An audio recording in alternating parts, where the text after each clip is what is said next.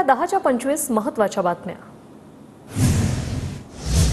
आदित्य ठाकरेंनी मुख्यमंत्री फडणवीसांची भेट घेतली। संजय राऊतांच्या घराची रेकी केल्याच्या प्रकरणी ही भेट। रेकी करणाऱ्यांना लवकर पकडावं, आदित्य ठाकरेंची मागणी। आदित्य ठाकरे आणि प्रसाद लाड प्रवीण दरेकरांमध्ये भेट। आदित्य ठाकरे सीएम कार्यालयातून निघत असताना लाड आणि दरेकरांची भेट।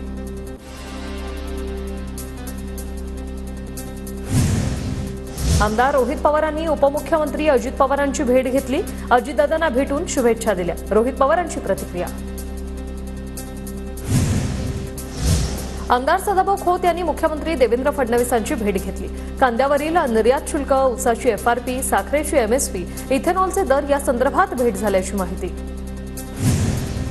शरद पवारांचा उद्या बीडमधील मसाजोग दौरा। सरपंच संतोष देशमुखांच्या कुटुंबियांची पवार भेट घेणार। पवारांच्या दौऱ्यापूर्वी गावाची पोलिसांकडून पाहणी। शरद पवार गटाचे नेते सुधीर कोठारेंनी अजित पवारांची भेट घेतली। विधानसभा निवडणुकीत पवार गटाला सोडचिठ्ठी दिल्यानंतर दादा गटात प्रवेश करणार असल्याच्या चर्चा। योगेंद्र पवारांची मतपडताळणी प्रक्रियेतून माघार। प्रक्रिया थांबवण्यासाठी योगेंद्र पवारांचा निवडणूक शाखेकडे अर्ज। पुणे जिल्ह्यातील पराभूत उमेदवार सुप्रीम कोर्टात दाद मागण्याच्या तयारीत। विनोद तावडेंनी शिर्डी साईबाबांचं दर्शन घेतलं। जनतेची सेवा करण्याची शक्ती मिळावी, तावडेंकडून साईंचरणी प्रार्थना। आजच्या महिला आयोगाच्या जनसुनावणीत 156 तक्रारी दाखल झाल्यात, तर कोविड नंतर कुटुंबातील गैरसमज वाढतायत। रुपाली चाकणकर यांची प्रतिक्रिया। मुंबईत मंत्रालय परिसरात ठाकरे गटाचं आंदोलन। अमित शहांच्या वक्तव्याविरोधात ठाकरे गटाचं आंदोलन। बाबासाहेबांच्या पुतळ्याला अभिवादन करून ठाकरे गटाचं आंदोलन।